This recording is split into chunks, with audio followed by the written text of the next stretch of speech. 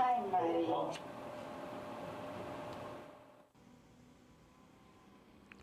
Through the efforts here in Brockton by videographer Bob Ritchie, it is now possible for local families to send a videotaped message to their loved ones in Saudi Arabia. And it really provides a good service. It's next best thing to being here, I guess. It's other than writing letters. You get an opportunity to be on TV, and your loved ones overseas get to see you and see how the family's doing, how the kids have grown, or how things are going. Richard Donahue, general manager of Brockton Continental Cablevision, explains the company's involvement and how you can participate.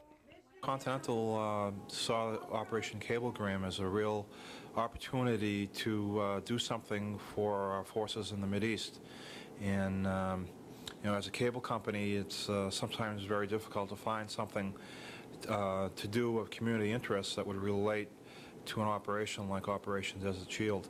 So we thought a lot about it and finally came up with Operation Cablegram. We're slowly trying to get the word out. We've been on the radio a few times, and we've run an ad in the paper, and we have the message up on video print. And we're actually looking now for maybe a little more response. So if there's anyone out there watching tonight, certainly give us a call at 588-9290 and ask for Bob Ritchie, and we'll get you lined up to do the cablegram. If you'd like to participate, give Continental a call. For Metro News, this is Dan Lee. Michigan's coming home. We're all proud of you, Kev.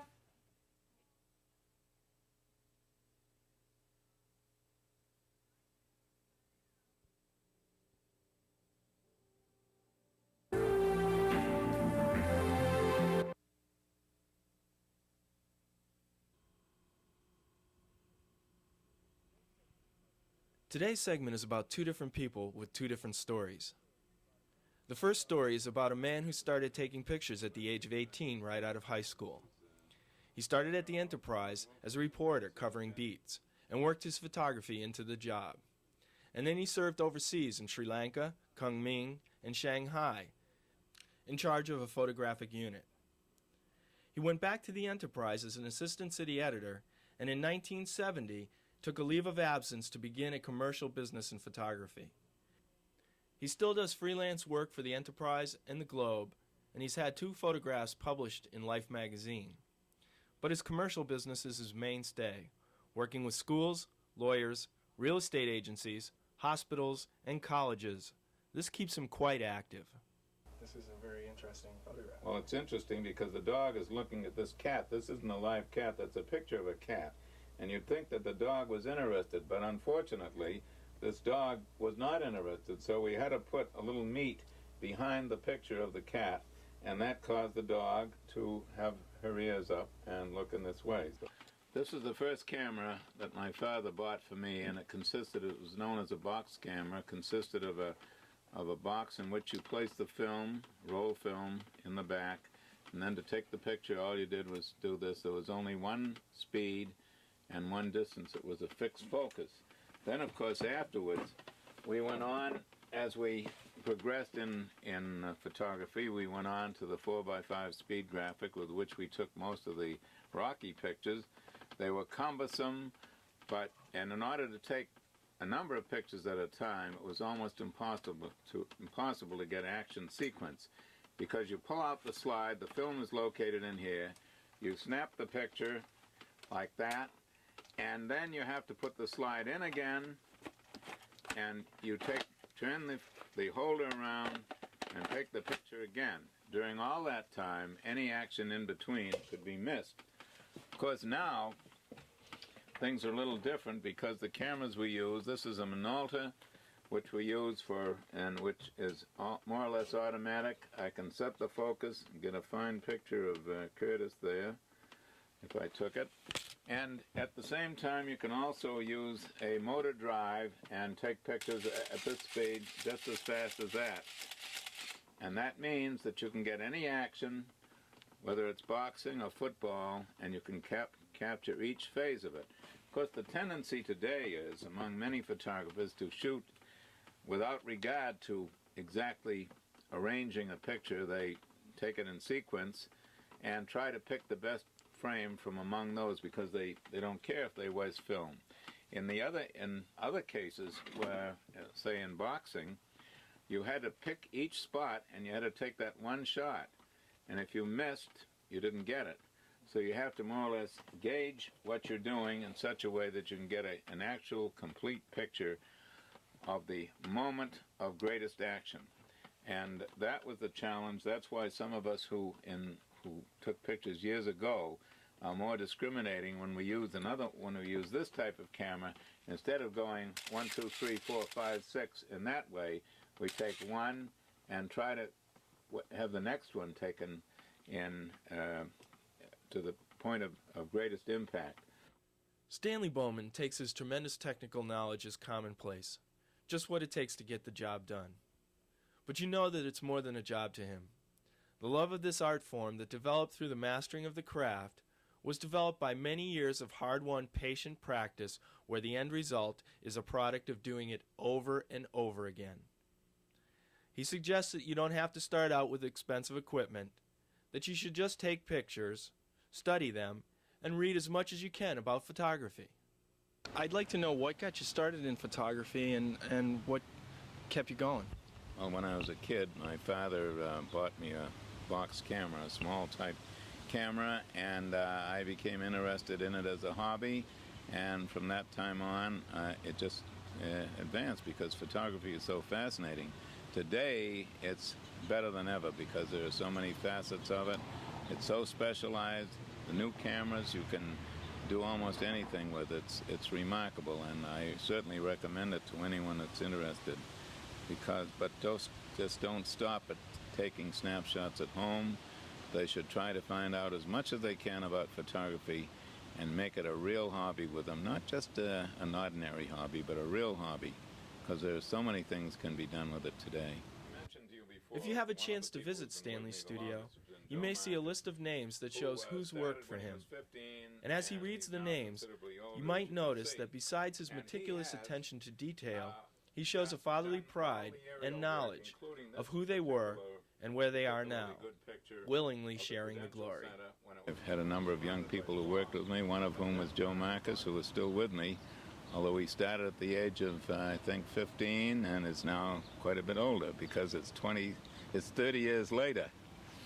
So that's how it happened. But a number of people who worked with me as young people have gone on to be very successful in their own businesses.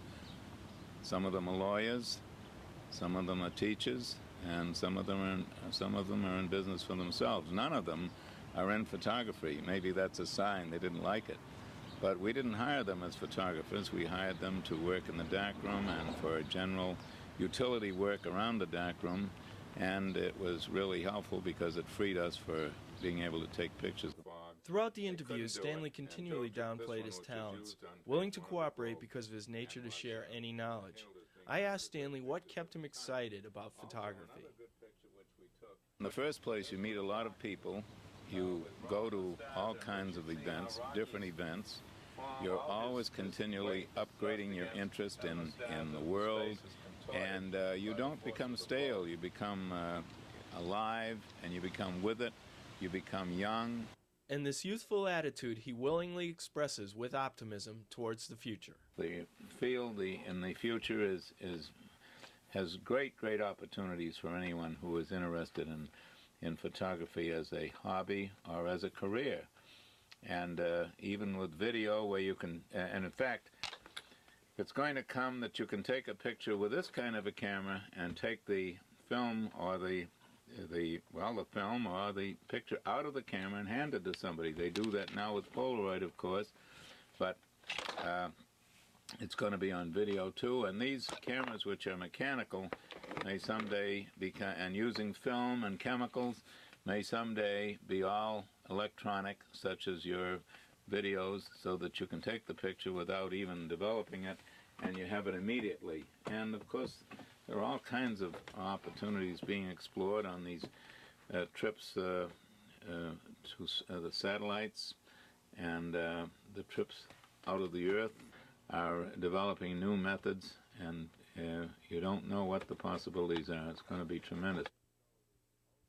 Years ago, Years ago, the old-time photographers would say that, gee, this camera is the thing. We're not going to go in for these little ones here because these are just toys.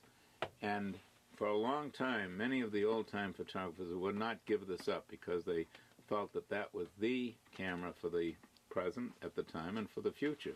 However, those are the same type of people who say that things were better in the old days than they are now, and I don't buy that at all. I think the opportunities for now and the future are tremendous, and anyone such as yourself who's going into it is going into it at the right time. Yeah, that was an indication of how high the snow was at that time, and over the years there have been hundreds of pictures like this which have made it interesting. And Joe, as I said, has done all the flight pictures, and some of them include most of, well, in fact, they all include most of Brockton from the air, even 20 years ago. When Joe is taking aerial pictures over D.W. Field Park, he may catch a glimpse of another story.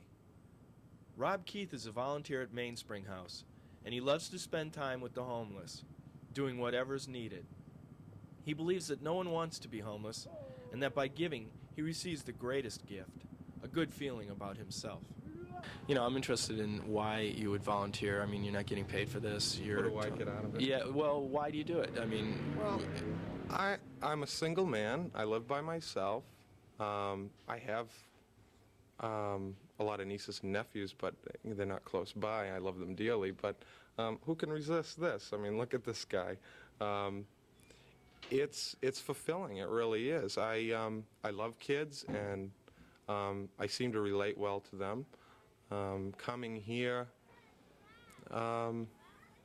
really makes me feel good. It's you know, not so self-sacrificing as it may seem. I get a lot out of it. I enjoy the kids, and I think the kids enjoy me. I've grown close to a lot of them. Probably the hardest part is when they leave. You know, of course, I have mixed feelings. I'm happy that they're finally getting their home that they deserve, and that they no longer have to call the shelter their home. But there's a good home environment here. You know, everybody is real comfortable here. It's a nice atmosphere. It's that comfortable, home-like atmosphere that makes Mainspring what it is. And families like Omar and Messias do find their own homes through the help and guidance of many people working towards helping families coping in our society and getting on their feet and staying there. What's a normal day like? There's never a normal day. It depends on what's going on. I usually come and see my buddy Omar here and some of the other kids, and we usually do what they want to do. Sometimes we'll go feed the ducks in the park and go throw a ball, or we'll stay here and color, or Omar likes the bowling set, don't you, buddy? Right? And you know, we do various things. And then, of course, with the smaller kids, it's just acting kind of silly, and you know, repetition, and you know, babies love that, and you know, it gives me a good excuse to act like a kid. But some days I come in and the kitchen help is short-handed, and I'll go up to the kitchen and help with the meals for the single people. Sometimes I'm in the office helping with bulk mailings or that type of thing. It really varies. I'm pretty flexible. Although, you know, some of the volunteers come here with a specific mission or job, and that's what they do, and that's what they want to do. I like the flexibility. You know, I like being able to be utilized where I'm needed at the shelter. So, you know, anyone that volunteers doesn't necessarily have to be as flexible as I am. If someone's interested in just coming and working with the kids, that's okay. Or if they're just interested in helping with meals, that's fine too. I really like the versatility, you know, my ability to do what needs to be done.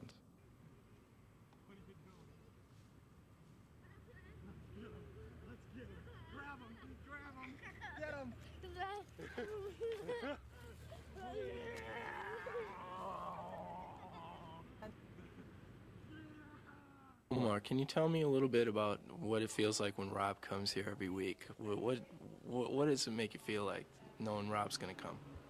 If Rob could play with me every time, and when Coming after work, he could play with me, and that's all. Are children a product of society, their environment, and the experiences they receive from adults? It would be interesting to hear these children's impression of what a volunteer meant to them on a cool fall evening, late 1990. Leaving you to enjoy the evening made possible thanks to Rob Keith and the Mainspring House. I'm Dan Brielman, reporting for Metro News.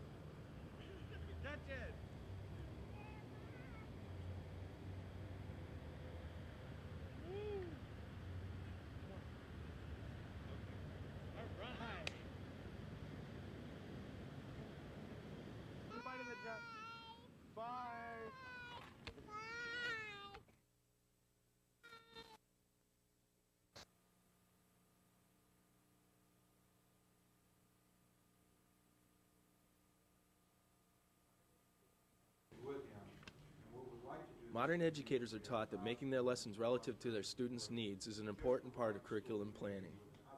A program in Brockton schools is starting up that will help teachers to do this, and local businesses are helping. This program is initiated by the American Electronics Association, more specifically Bob Fosberg, who is the president of Neutron Corporation. And he came to the school department asking if the school department would be interested in getting involved in a partnership. And that partnership would be one in which it would be beneficial to the industry, because youngsters knowing a little bit about electronics and being interested in it would be better prepared as far as future workers in the field.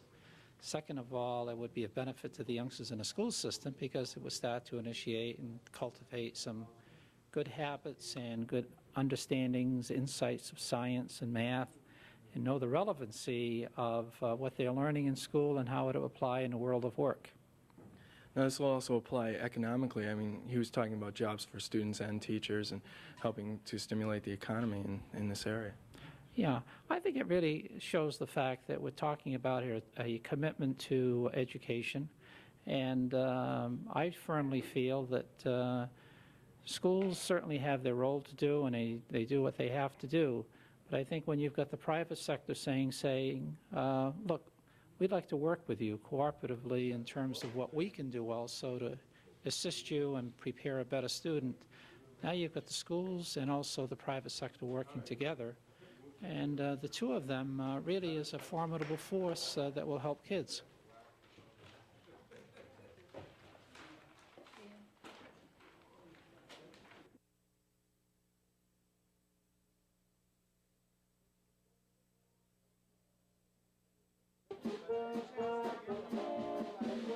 Veterans Day is set aside to honor those men and women who served their country, to honor our dead, and to show our appreciation to the living.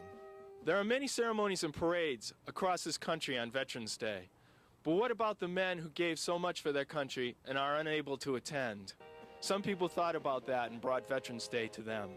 Brought a bunch of young guys and gals down here who are in initial entry training, new to the Army, really to share Veterans Day with veterans, with guys and gals who themselves have given a great deal to our country. I think it's meaningful, both to the veterans and to the young soldiers who are new coming into the Army. It's a sobering experience for many of these young men and women, because they get a look at their own mortality. Sobering in that they get an opportunity to consider what service to our country can mean. I'm a veteran, Army veteran, and my brother Goody, my partner, managed also with Stevie Collins. He's also a veteran. And we feel as though this is Veterans Day. We would like to help. I've had marvelous Marvin Hagler here, my other champion. I've met some great characters here today, but I also think that it's important that more people should come here, because Veterans Day is Veterans Day. It's not a day where you get sales in stores and stuff like that, but unfortunately it's gone commercialized now and people forget what Veterans Day really is all about. I think it's about coming here and meeting these guys, because these are the guys who fought to keep the United States the country it is, and I think more people should come here on Veterans Day. Steve, he's a great boxer, and it's really great to see him.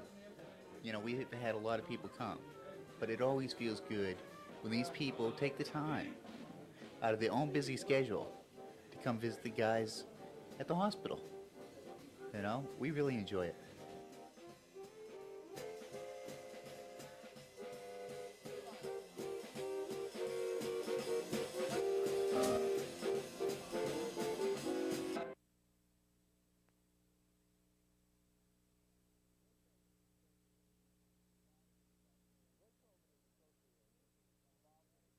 Roy Tobin is a social worker involved with the South Shore AIDS Project. He recently talked with Marilyn Brielman about his personal experiences and what he sees are the needs for AIDS services in the city of Brockton. Brother Roy, could you give me some background on the South Shore AIDS Project and how you personally became involved in it? Initially, what happened was about 7 years ago, we got a call from a local parish in the Boston area, a need for a man to step outside the home because he got very sick with AIDS. He stayed with us for about 3 months, and this gave an opportunity for me to really see AIDS from a really personal point of view. Before that, AIDS for me it was just an article in Newsweek, it was just something on the 5 o'clock news. AIDS wasn't something that really affected or touched my life, but here was someone that was going to come into my home with a name and a face and an address, and who also had AIDS. And suddenly AIDS for me became a very real experience. And after that experience, I was changed. I could never go back to being the way I was before in terms of my relationship or knowledge of AIDS. And that's basically how the project started, and how has it evolved?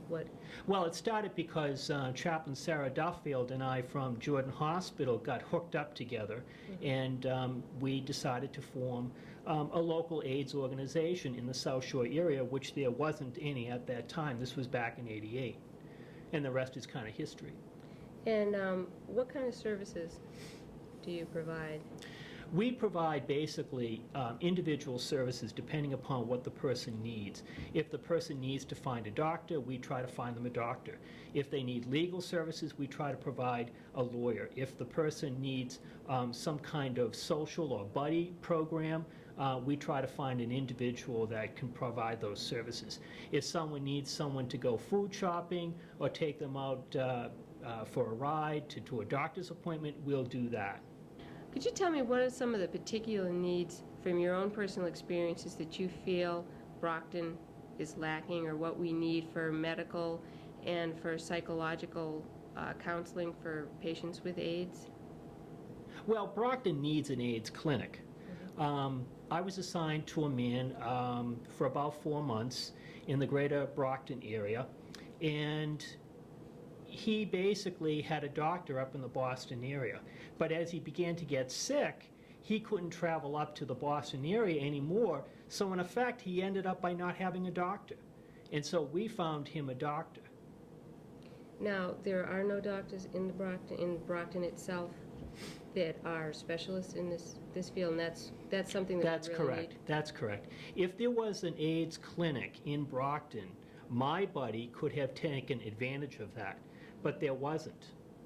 Now, are there particular, I realize it's a specialty, so there are particular needs. Can you give us a little idea about what are some of the specific needs that an AIDS patient would need? Well, we know now with treatment that early diagnosis of AIDS with ongoing medical care, with the use of medications like AZT, that a person's life can be prolonged. And it makes their living more comfortable, this type of thing? Well, basically, it's preventative medicine. Okay, and what about the psychological needs of the patients? That's very important. What we try to do is we try to provide ongoing volunteer services to meet those needs. We try to hook up maybe someone who would need the counseling of a priest or a rabbi to provide spiritual needs. We try to provide opportunities for social social opportunities, maybe hooking them up with activities at the Wellness Center at Packard Manson Stoughton.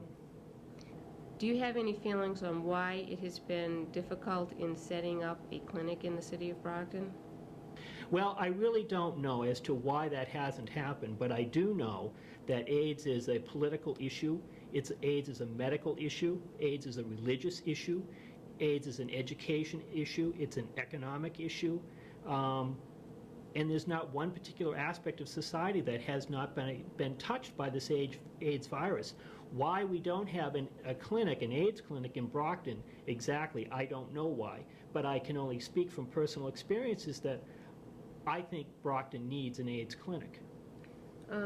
This is just another question that has popped into my mind. Is it difficult for a person with AIDS to get treatment in a hospital if there is no clinic or no doctor that's a specialist in that field? What a regular hospital, would they have a problem? Yes, because then there's no expertise for that hospital or for that physician to refer to. But they would not be turned away from a hospital because they are an AIDS person. I hope not.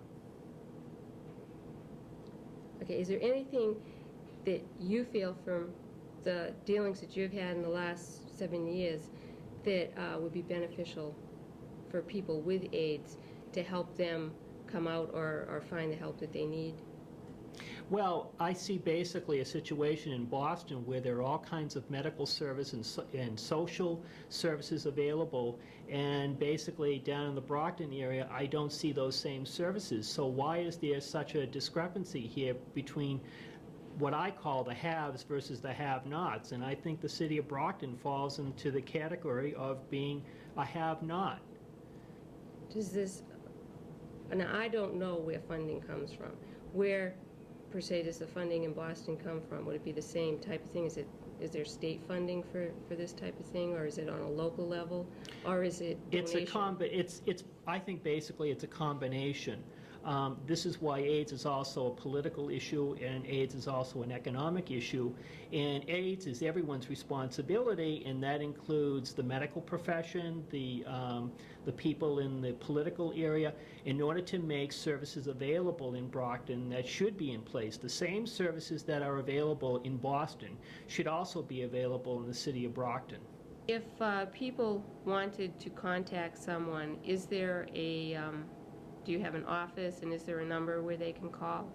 Well, they can always call the Department of Public Health. They can call AIDS Action Committee in Boston, and they can call the Fenway Community Health Center. There are a number of numbers that in Boston that they can call for more information. Brockton and in the South Shore area, they can call South Shore AIDS Project. We have an office here in Brockton. It's 508-559-1174. And where is the office located? Is this a place where people could walk into as well? No. Basically what we do, it's just an office, an administrative office, and what they do is they leave a message on the answering machine, and we get in touch with them. Most of our work is done outside of the office. It's done in the community. Mm-hmm. So if somebody did want to find a doctor, even if they were going to have to travel, they could call that number and you would help find a referral doctor for them? Yes. Basically what we do as an agency is we try to do referrals. Again, depending upon what the needs are of the individual as to why they're calling. If they need a doctor, we'll help to try to find them a doctor, a local physician. Mm-hmm. I know that for other things like Alzheimer's or other diseases, they have wards specifically for these people. Are there any, even in the state of Massachusetts, that are set up just for AIDS patients and their special needs? In Boston, there is. The Shattuck Hospital has an AIDS unit. The Deaconess Hospital has an AIDS unit. Mass General has an AIDS unit, as well as there are clinics, and the Fenway Community Health Center is basically the one clinic that I can think of. Although the city of Boston has a number of local neighborhood clinics. In Boston, the Fenway Community Health Center is area code 617-267-7573.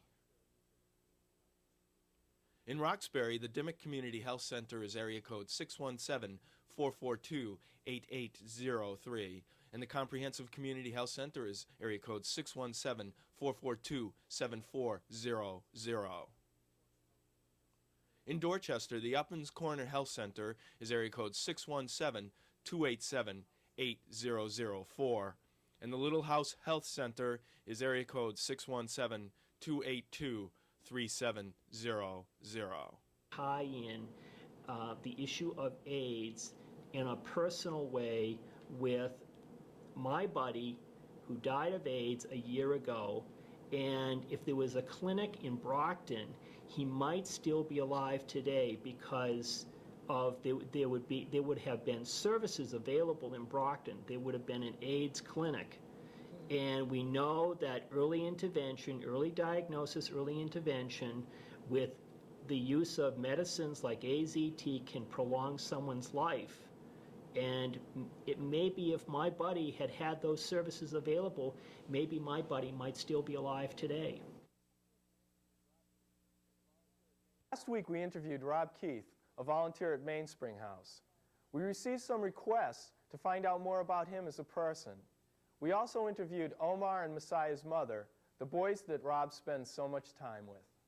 I'm kind of curious about Rob Keith, the person, outside of the volunteer. Can you give us a little history update on yourself? Well, my last name is Keith, and that's probably familiar to a lot of people in this area. My family goes back to the founding of the Bridgewater Settlement, which Brockton is a section of the old Bridgewater Settlement. My 7 greats-grandfather was the first minister of the Bridgewater Settlement. My great-grandfather started Keith Oil, which is now Campello Keith, no longer in the family. Now I work in vending. I work for Take 5 Vending in West Bridgewater. I fill vending machines for a living. I've been on the executive board for the Old Bridgewater Historical Society for 3 years, and that keeps me pretty busy with events through the warm months. I volunteer here. I'm involved with the First Parish Church in Bridgewater, and I do work with them from time to time. I'm pretty busy. I'm on the go all the time, but I find time here to come here because I think that it's important, and I do enjoy it.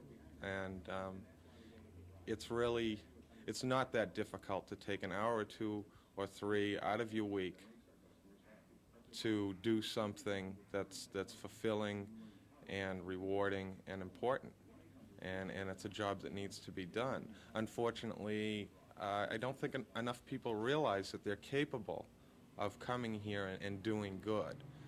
They think maybe that they have to have a specific skill or talent, and that's not necessarily so. A lot of the work that's done here by the volunteers can be done by anyone.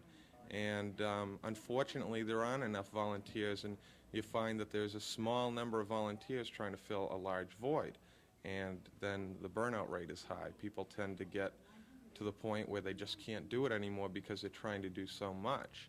So if everyone could just give an hour or 2, we'd have more than enough volunteers, and it would really help Mainspring out and help solve this problem. I think that the more people that put their time and energy into the homeless problem, the quicker we can resolve it and find ways to cure the problem.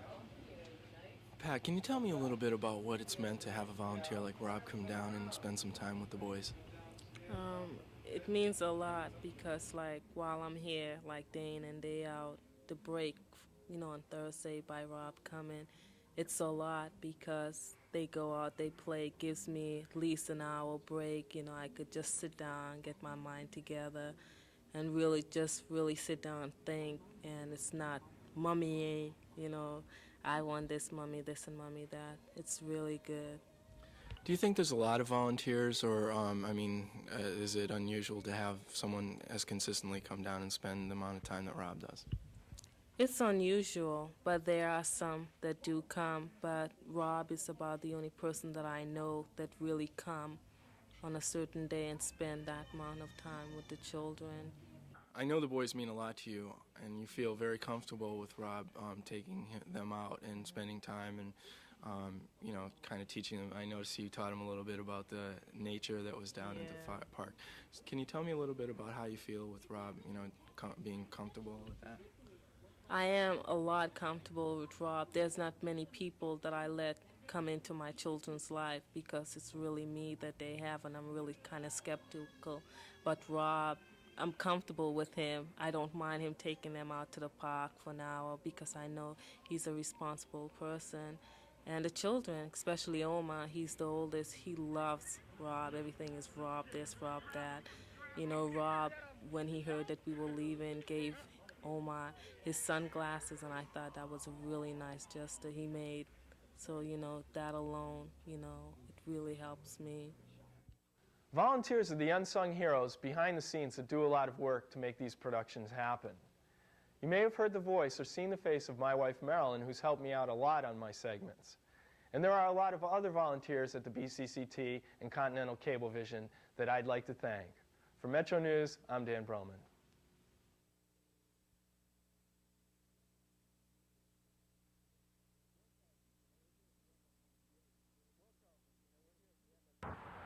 Well, Charles and Tina, we're here at the MSPCA with Grace today, and it's a beautiful warm day. It's hard to believe that the holiday seasons are coming up. We have some adorable adoptables here that would be looking for a nice warm home this holiday season. Yeah, this here is Yubo. She's a female. She's a year old. She's never been outside, so she is a little bit nervous today. She uses her litter box, and she's great with kids, and she's very affectionate. The only thing with her is that you would want to get her spayed as soon as possible. That's important. Yes, she's already of the age, so she can be coming into heat real quick. And I noticed you have a lot of kittens. Oh yes, we're very full. We're still getting a lot of animals in on a daily basis. It's more humane to have them spayed, I think. Yes, cuts down on pet overpopulation. These are beautiful kittens. Oh, that they are. The little orange and white one's a boy, and this little tiger one here is a girl. They're 7 weeks old. They use their litter box. They also have never been outdoors. They've been kept inside since they were born. They're very affectionate and playful. Their nails are a little bit sharp, so you do want to be careful around, you know, small children with them on how they play. But these guys are also up for adoption, and they have a couple of other litter mates.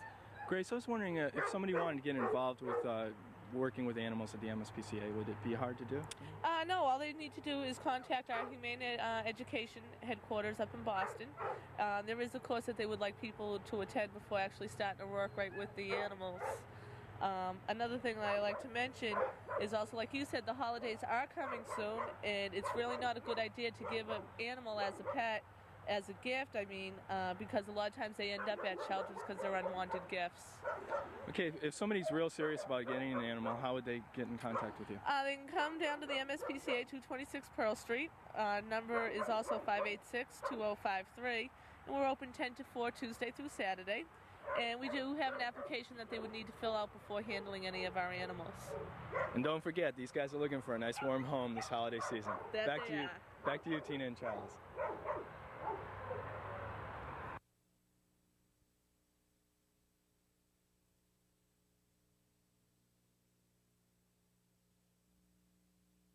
It's a pleasure today to welcome the representatives of the Brockton Visiting Nurse Association, and in particular to proclaim Home Care Week for the period from November 25th through December 1st. Very pleased to have such a dedicated organization and staff from the Brockton Visiting Nurse Association.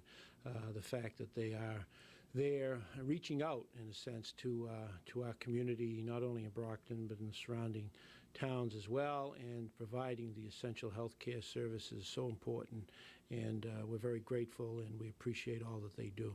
This year we did close to 100,000 visits, so that's almost a 20% growth from last year. And our adult and geriatric service departments, as well as our maternal child health service department, are all growing. We're getting referrals, and people are preferring to have their care at home. We see in the city of Brockton an increase in the number of AIDS cases that we are servicing, and an increase in the number of substance abuse cases in our families that we are working with.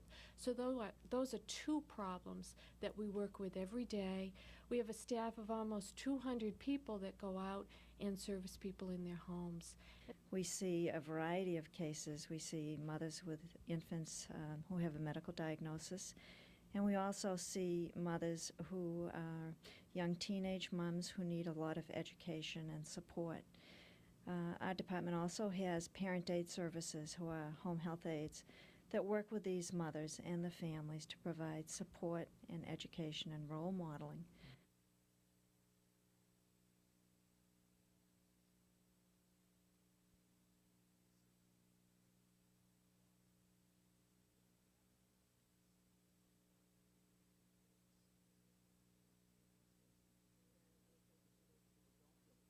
Adding other places where they could be. People don't feel comfortable about being tested in their own community, and they can go up to the Boston area, or they can go down in the Taunton area or New Bedford area, and they can be tested down in those areas. And if people call our office, we can give them the information. There must be at least 10 test sites that people can go to if they want to step outside their local community. I don't know if the individual who has AIDS is not the only one who is suffering from AIDS. We're all suffering, and people don't live in a vacuum. And so, yes, obviously, a family is also affected by the AIDS virus too, because they're trying to take care of a loved one, and people need to talk about that.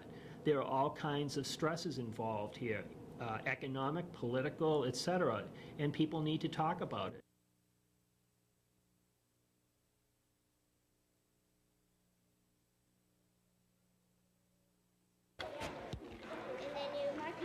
Wrap it around once, twice, 3 times, and then you pull it so it's tight. But if you do it too tight, it's gonna all come out. First, we take the candy and we wrap wire around it, and then we put a lot of pieces on, and then we take the wire and with the candy on it, and we wrap it around the spring. And this is one that's just starting. This is a project that the 6th grade girls have been involved with for a number of years at the Kennedy School, and every year in November the girls are anxious to get started. We, at the beginning of the program, come up with what the funds are going to go towards. In past years, some of the things that the proceeds have gone to are the New England Home for Little Wanderers in Boston, a missionary in Africa, the Ronald McDonald House, and one year we gave it to a homeless project. This year, what the girls are going to do is put their funds towards improving the Kennedy School Library. All the 6th grade girls are doing to improve our school library. And do you enjoy doing this? Yes, it's hard work, but we have fun doing it. If you're looking for more information about these handmade confections, at this time of year when you're looking for that unique gift, here's a way to purchase an item made with TLC. If you ask the 6th grade girls, or you call 580-7278 is the Kennedy School's number, and you can ask about the school wreath, and you can buy them. Do you like this idea, or is this a fun project? Yeah, it's fun because you can stay after and do a lot of stuff, and it's hard, but we still do it.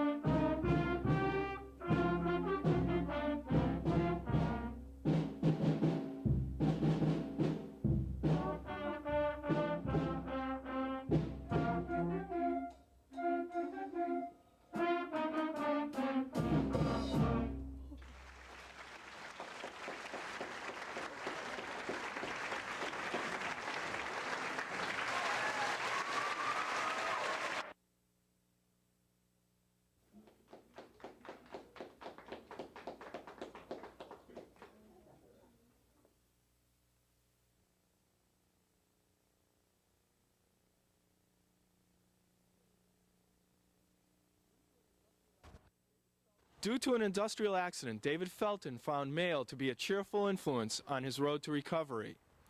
The idea blossomed and became Miles of Smiles, a nonprofit organization that provides a much-needed service to disabled children and adults, shut-ins and senior citizens in nursing homes, and all other institutions who wish to receive correspondence from people who could cheer them up by sending cheerful cards, letters, and notes. Basically, the way it works is, for example, you as a volunteer writer would turn around and receive a list of 15 or more people on your list, and it would have their full name, their date of birth, in case you want to send them a birthday card, and their hobbies and interests.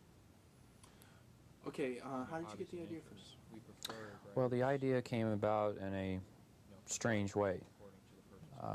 Approximately 2 years ago, October of 1988, I had an industrial accident. And the accident I came out of, I lost approximately 30% of my eyesight and the majority of my memory from my past. So I became a shut-in for almost 2 years because I didn't know how to deal with the problem I was having, or I didn't recognize it at the time. And on my road to recovery, which I'm still recovering, I've turned around, and the thing that did cheer me up the most was receiving mail, you know, in my mailbox every day, since I didn't go out and meet people or talk to people or anything. So basically, I thought to myself, and you know, what could I do to help other people out? And at the same time, my friend Mr. Brogan worked in a nursing home, and I did hear about the stories he used to tell me about residents in nursing homes, how, you know, their own relatives or family, you know, never came and visited them or wrote to them or anything. So this is how we included nursing homes in our program also. All right, and I understand that you have some ambitious hopes for the program. Oh, very ambitious. We would like, within the next 2 months, to go outside the state of Massachusetts to reach more people with our program.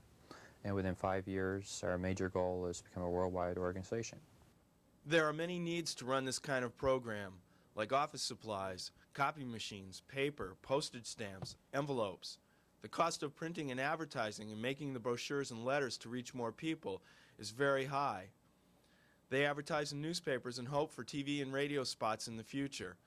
The phone bill alone is approximately $140 a month, and David projects by the end of the year it'll be about $800 a month. Donations of cash are needed, and primarily writers from all walks of life. This could make an excellent school project. There is no limit to who can write, and no discrimination to be a recipient, because as David puts it, loneliness is a disability. The program also screens all letters, notes, and cards to ensure none of the recipients receive offensive material. We're handling approximately anywhere from 100 to 150 pieces of mail a week, okay? And I read every card, letter, and note that comes through here. So when it gets bigger, we will probably have to have more volunteers to help us read all these cards, letters, and notes, because we don't want to have anything, you know, offending, you know, any of our disabled children and adults. Research has shown that similar programs do exist, but the difference is that Miles of Smiles does not target one group and is combining the qualities of several similar programs into one large program. There's a great need for this type of program. There is a matter of getting the recipients, which are disabled children and adults, to come out of the woodwork, okay, to learn to trust people as far as, you know, receiving mail from our writers. What I would like to see happen is that we have a worldwide program set up within the next 5 years. We would also like to set up visitation programs from with children from schools to local residents in nursing homes in their own areas. We would also like to turn around, and at least once a year, we know that the residents in nursing homes wouldn't be able to do this part. We would like to see disabled children and adults get together with our writers all in one place. A tremendous amount of local support and help has snowballed from David's long battle with self-inflicted loneliness. He stated himself that pride came before the fall, and now he has no qualms in asking for help to share this idea with as many others as possible. Miles of Smiles, P.O. Box 409, Wareham, Mass. 02571. And then we also have our office phone, which is, I know the hours are from 10 a.m. to 7 p.m., but if the phone rings after that time, I usually do answer it because I'm still working. That number is area code 508-291-0325.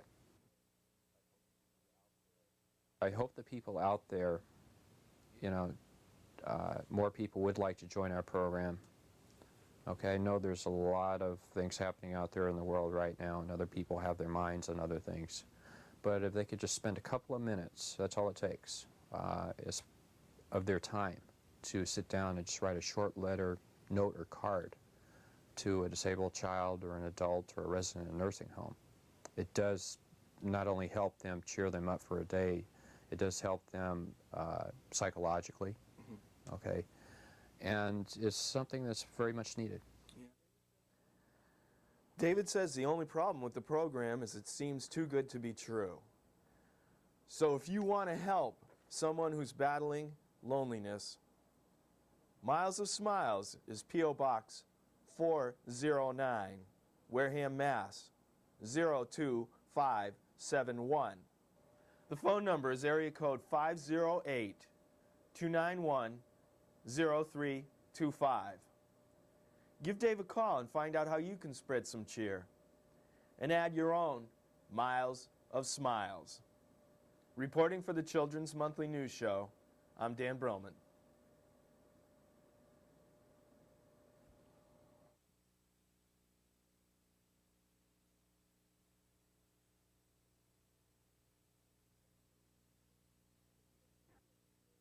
Have you been coming to the museum for quite a while? Ever since the day it opened.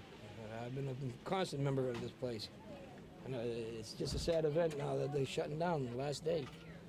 I'm going to be one that's going to miss it for sure. Yeah, it's going to be terrible. Not to know the family and everybody, and you know, it's just terrible that this place is closing.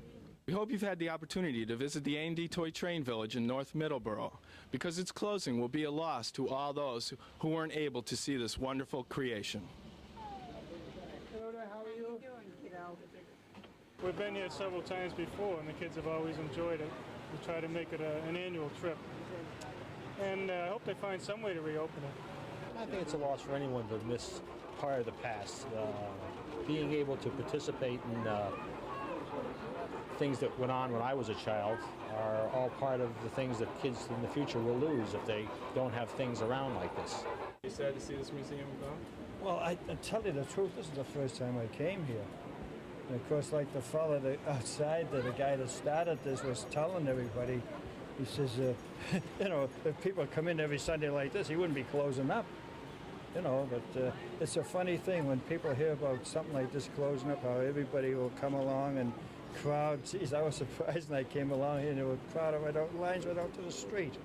We came because we had brought Nathaniel when he was about a year old, and he's been crazy about trains ever since, and we were just really sad to hear that it was closing, and brought the little one. Unfortunately, she won't remember it, but we have some really happy memories of coming here. It's kind of sad to see it go, because it was such a nice place, a fun place, and there's nothing around like it. It's the only place in the area that had anything like it. Fantastic.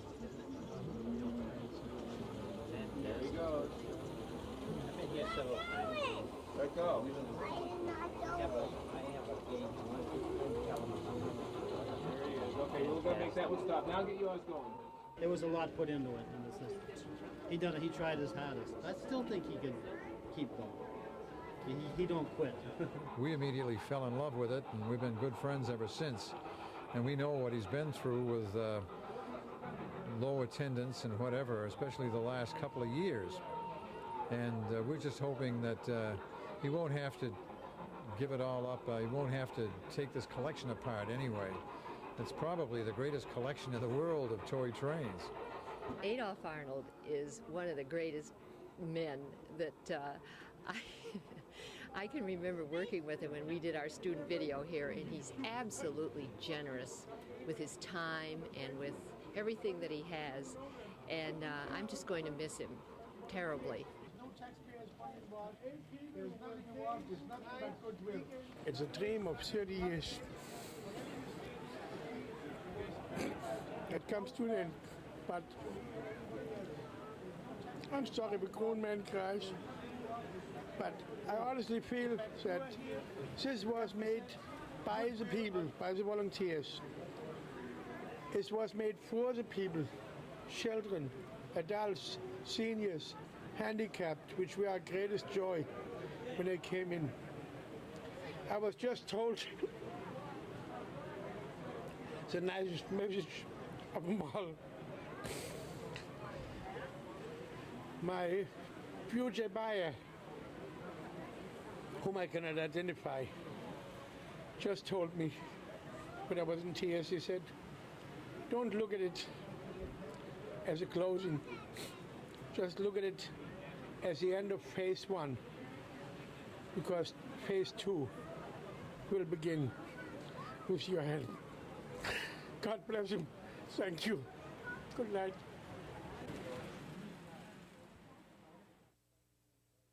As far as the museum closing, yes, closing today. Today is the last day with Adolph Arnold as the owner. I'm a believer in the Jiminy Cricket theory in life. You know, you hold out, you hope for the best, you keep your fingers crossed, and something will come along. He has options. Somebody might want to buy it, maybe open it here, maybe somebody will transport it someplace else, and open it up someplace else so people can enjoy it. And I think it'd be good to, people could kind of keep that in the back of their mind, keep their eyes in the papers and keep their eyes in the stars or whatever, and keep their fingers crossed. Knock wood. Maybe they'll see it open within the year even, and God willing, that will happen. Okay. Nobody's waiting here anymore, right? Thank you very much for coming. Happy New Year. Good night. I would have put your nose in there. Hello there, how are you? How you doing, kiddo?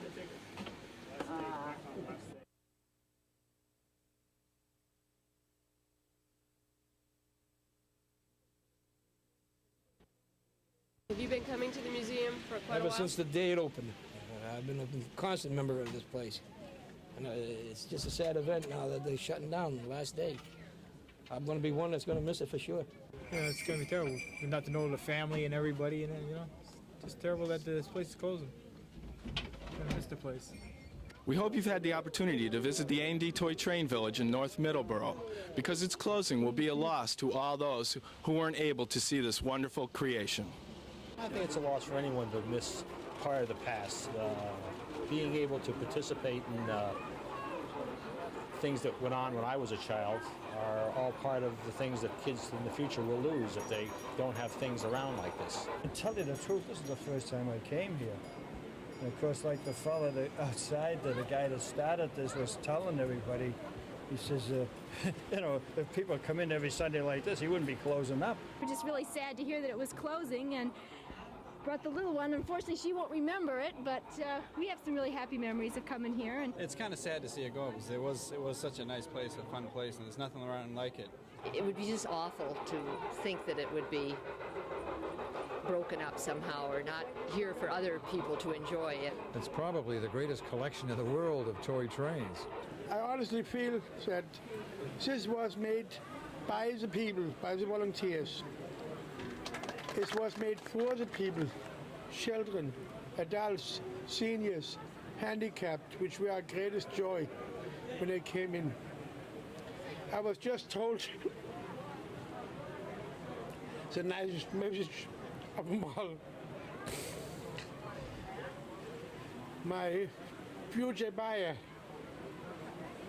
whom I cannot identify, just told me when I was in tears, he said, don't look at it as a closing. Just look at it as the end of phase 1, because phase 2 will begin with your help. God bless him. Thank you. Good night.